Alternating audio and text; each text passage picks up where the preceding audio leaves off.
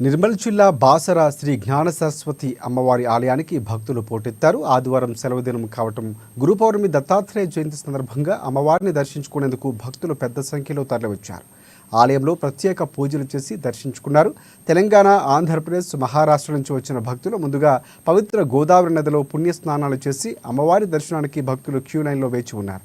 ప్రత్యేక అక్షరాభ్యాస మండపంలో తల్లిదండ్రులు తమ చిన్నారులకు ఆలయ అర్చకుల చేత అక్షరాభ్యాసం, కుంకుమార్చన పూజలు చేయించారు. భక్తులకు ఎలాంటి ఇబ్బందులు కలగకుండా ఆలయ అధికారులు ప్రత్యేకంగా ఏర్పాట్లు చేశారు. దత్తాత్రేయ మందిరంలో ఆలయ కమిటీ నిర్వాహకులు స్వామివారికి ప్రత్యేక అభిషేకం, అర్చన, విశేష పూజలు నిర్వహించి భక్తులకు ఉచిత అన్నదాన ప్రసాదాన్ని అందజేశారు.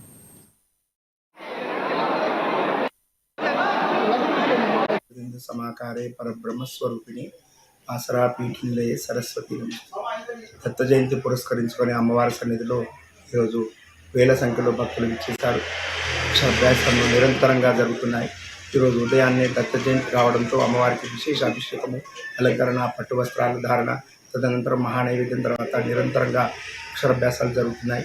అదేవిధంగా మధ్యాహ్నం 12 గంటలకి దత్తోత్సవం అంటే దత్తాత్రేయ అవతారం ఎత్తినటువంటి క్షేత్రంలో కురుచరిత్రంలోని 14వ అధ్యాయంలో ఉన్నటువంటి మహత్యము ఈ బాసర క్షేత్రం ఉంది కాబట్టి దత్తాత్రేయ స్వామి ఏకముఖి దత్తాత్రేయ స్వామి కాబట్టి ఈరోజు ఉత్సవాలు చాలా బ్రహ్మాండంగా జరుపుకున్నారు.